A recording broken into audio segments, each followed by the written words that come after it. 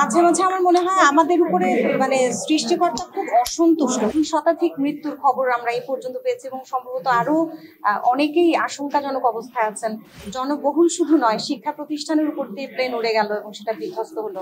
আমি শুধু সঙ্গীত শিল্পী হিসেবে নয়, আমি যদি সাধারণ নাগরিক হিসেবেও চিন্তা করি তাহলে এটা একটা অবান্তর একটা ব্যাপার যে এরকম একটা দুর্ঘটনার পরে লাশের সংখ্যা নিয়ে দ্বিধা বিভক্তি তৈরি হয়েছে। এমন দুঃস্বপ্নের মতো একটা ঘটনা, এটা মানতেই পারছি না। আমার কন্যার বয়সও 3 এবং ঠিক এই বয়সে, যে বয়সে আমার কন্যার স্কুল শুরু হবে আগামী মাস থেকে, সেখানে এই ছোট ছোট শিশুদের ঝলসে যাওয়া দেখে আমার বারবার মনে হচ্ছে যে এদের তো এখানে থাকতে পারতো। এবং এই অভিভাবকরা যেরকম ছুটোছুটি করছে, যে সংকটের মধ্য দিয়ে যাচ্ছে, সেখানে মনে হচ্ছে আমি নিজেকেই খুঁজে পাচ্ছি বারবার। গত 2-3 রাত একদম ঘুমাতে পারছি না এবং আমি জানি না যে এই দুঃস্বপ্ন থেকে সেই পরিবারগুলো কি করে বেরিয়ে আসবে।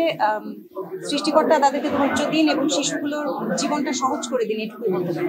মাঝে মাঝে আমার মনে হয় আমাদের উপরে সৃষ্টিকর্তা খুব অসন্তুষ্ট, কারণ এই যে মানবিকতা চলে গেছে আমাদের ভিতর থেকে। আমরা দেখছিলাম যে রিক্সাওয়ালারা কিংবা সিএনজি ওয়ালারা আহত বা মৃত্যু প্রায় শিশুগুলোকে দাম বাড়তি ভাড়া চেয়ে নিচ্ছে না।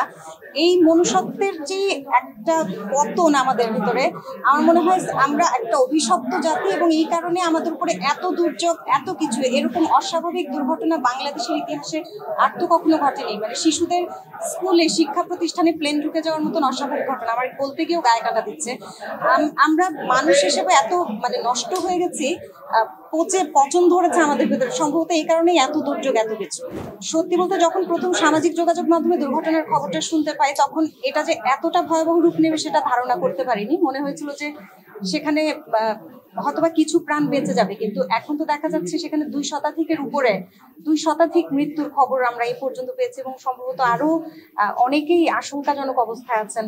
সবচেয়ে বড় কথা, যে শিশুদের আমরা এত যত্নে, যে মা বাবা এত যত্নে লালন পালন করেন, একটা ফুলের টোকাও আমরা দিই না, সেখানে এই মৃত্যুর এই তীব্র যন্ত্রণা, এই পোড়া কষ্ট কি করে তারা সহ্য করছে জানি না। সেই জায়গায় নিজেকে একবার দাঁড় করালে তো গায়ে কাটা দেয়।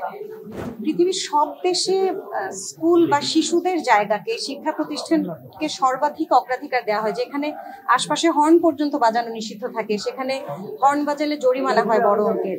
অথচ আমাদের রাষ্ট্র ব্যবস্থা এমন একটা অবকাঠামোর মধ্যে আমরা থাকি, যেখানে জনবহুল শুধু নয়, শিক্ষা প্রতিষ্ঠানের উপর দিয়ে প্লেন উড়ে গেল এবং সেটা বিধ্বস্ত হলো। জানি না এই দায় কার। দীর্ঘ বছরের হয়তো বা জমে থাকা যা কিছু অসঙ্গতি, সেগুলোরই বহিঃপ্রকাশ দেখতে পাচ্ছি। সম্ভাবনা বলছি না, আমি আজকে পত্রিকাতে পড়েছি 247 সম্ভবত সংখ্যাটা। আমি সম্ভাবনা বলবার কেউ নই, সেটা পরিসংখ্যান বলছে। তবে সেটা নিয়ে তো দ্বিধা বিভক্তি আছে, এক এক জায়গায় এক এক রকম বলা হচ্ছে সংখ্যাটা। আমি শুধু ভাবি যে পরিবারের সন্তানদের এখনো খুঁজে পাওয়া যাচ্ছে না, সে পরিবারের উপর কি বইছে গত 2-3 দিন ধরে। আমি বিশ্বাস করি যে প্রশাসন এ ব্যাপারে সর্বোচ্চ সহানুভূতিশীল হবেন এবং সঠিক তথ্যটি পরিবারের কাছে দিবেন। না, সেরকম তথ্য আমি দেখিনি, তবে আমি শিরোনামে দেখেছি মাইলস্টোন স্কুল কর্তৃপক্ষ সেটা ঘোষণা করেছে যে আহতের সংখ্যাটা মনে করতে পারছি না, 5 শতাধিক সম্ভবত, তবে নিহতের সংখ্যা তারা বলছে 247 বা এরকম। যদি সেটা হয়ে থাকে তাহলে এটা একটা বিশাল অঙ্ক এবং এতগুলো জীবন, এটার ক্ষতিপূরণ হয় না বাংলাদেশে। এটা কখনো। আমি শুধু সঙ্গীত শিল্পী হিসেবে নয়, আমি যদি সাধারণ নাগরিক হিসেবেও চিন্তা করি তাহলে এটা একটা অবান্তর একটা ব্যাপার যে এরকম একটা দুর্ঘটনার পরে লাশের সংখ্যা নিয়ে দ্বিধা বিভক্তি তৈরি হয়েছে। এটা হবার তো কথা নয় এবং এতে করে কার লাভ হবে আমি সেটাও জানি না। একটা দুর্ঘটনা ঘটেছে, সেখানে অনেক হতাহতের ঘটনা ঘটছে আমরা দেখতে পাচ্ছি এবং সেটাই খুব যৌক্তিক এবং বৈজ্ঞানিক মনে হচ্ছে আমার কাছে, যে একটা ভবন বিধ্বস্ত হয়ে যাওয়ার পরে সেখানে তো বেঁচে ফিরে আসাটাই বরং অলৌকিক ঘটনা।